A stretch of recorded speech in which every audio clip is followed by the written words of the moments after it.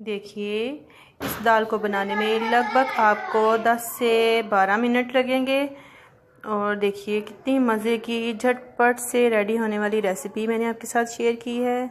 Try कीजिएगा, ज़रूर try कीजिएगा और एंजॉय कीजिएगा। ये देखिए एक एक दाना अलग है, कितना खूबसूरत लग रहा है।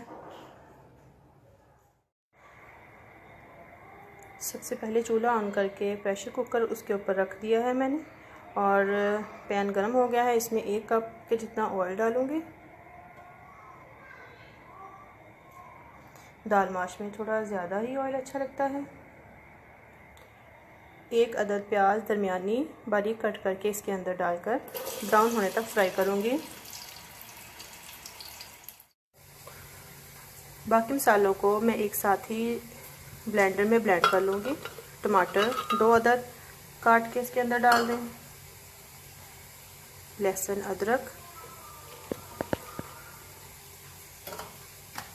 और हरी मिर्चें डालकर हस्बे ज़रूरत पानी डालेंगे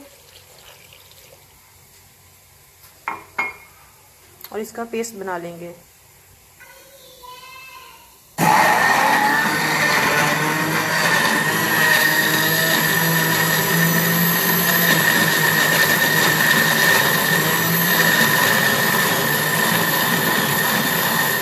प्याज हमारा ब्राउन हो चुका है। अब इसमें मैं तमाम जो मसाले ग्राइंड किए थे वो शामिल कर दूंगी।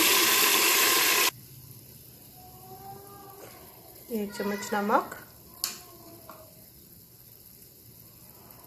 1 चम्मच लाल मिर्च का पाउडर और 1 चाय का चम्मच हल्दी शामिल करके इसको अच्छे से भून लूँगी। मसाले को बहुत एहतियात से भूनिए, ये नीचे ना लगे। अगर ज़रूरत पड़े तो पानी का छींटा लगाते जाए। इसे अच्छी तरह से इसकी भुनाई कर लीजिए।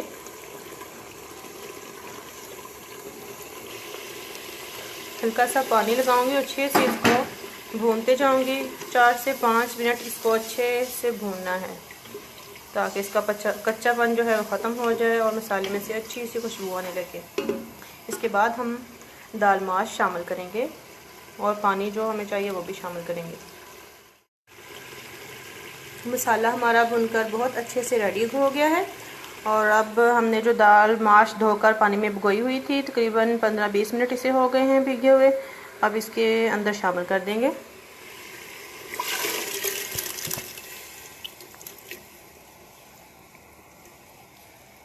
और इसको 1-2 मिनट के लिए इसी मसाले के साथ पानी शामिल किए बगैर भून लेंगे। 2 से 3 मिनट के लिए दाल को अच्छी तरह से भून लीजिए ताकि दाल का कच्चापन जो है वो ख़त्म हो जाए। और फिर इसमें पानी शामिल करें। दाल को मैंने बहुत अच्छे से भून लिया है। अब इसमें मैं पानी शामिल करूँगी। 1 पाव दाल माश थी मेरे पास और इसमें 3 पाव के जितना मैंने इसमें पानी ऐड किया है। प्रेशर कुकर को बंद कर दिया है और विसल आने के बाद सिर्फ और सिर्फ 4 मिनट के लिए इसको हमने पकाना है। ओवर कुक नहीं करना वरना ये बहुत ज़्यादा चिपचिपी हो जाएगी और खाने में बिल्कुल भी अच्छी नहीं लगेगी। ये देखिए फ्लेम हाई है। विसल हमारा चलने लगा है। अब सिर्फ और सिर्फ 4 मिनट के लिए क्लॉक पे टाइम नोट करेंगे और फिर इसका जो चूल्हा है वो बंद कर देंगे और चेक करेंगे। थोड़ी बहुत अगर कोई कसर होगी तो वो दम में ही निकालेंगे। प्रेशर को फिर दोबारा बंद नहीं करेंगे। आप ढक्कन खोलकर चेक करेंगे कि हमारी दाल डन हुई है कि नहीं।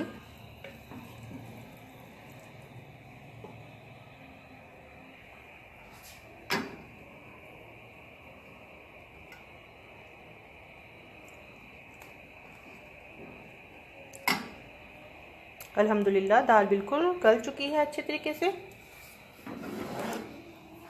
अब इसको चूल्हे पर रखेंगे और पानी थोड़ा सा ड्राई होने देंगे क्योंकि लिक्विड थोड़ा ज़्यादा है। ये देखिए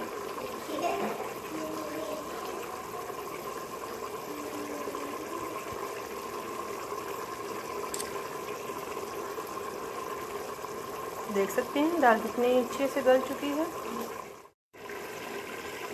इस स्टेज पे आके इस पे शामिल करेंगे गरम मसाला और इसको अच्छे से हिला देंगे। दाल हमारी गल चुकी है, इसे बहुत ज़्यादा नहीं हिलाना है, बहुत हल्के हाथ से इसको हिलाएं और जितना आपको ग्रेवी चाहिए, लिक्विड चाहिए, उस तरीके से इसको बना सकते हैं। ये देखिए हमारी दाल माश बिल्कुल बनकर रेडी हो गई है। इसको मैंने बाउल में सर्व किया है। देखिए कितनी अच्छी इसकी लुक लग रही है।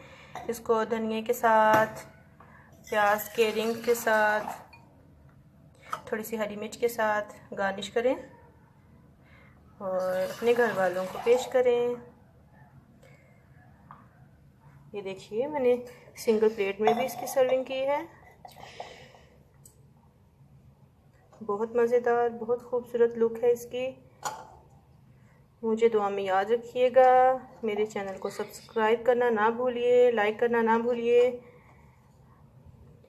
अपना और अपने प्यारों का ख्याल रखिए। मज़े मज़े के खाने बनाएं और खुद भी खाएं, उनको भी खिलाएं। अल्लाह हाफिज़।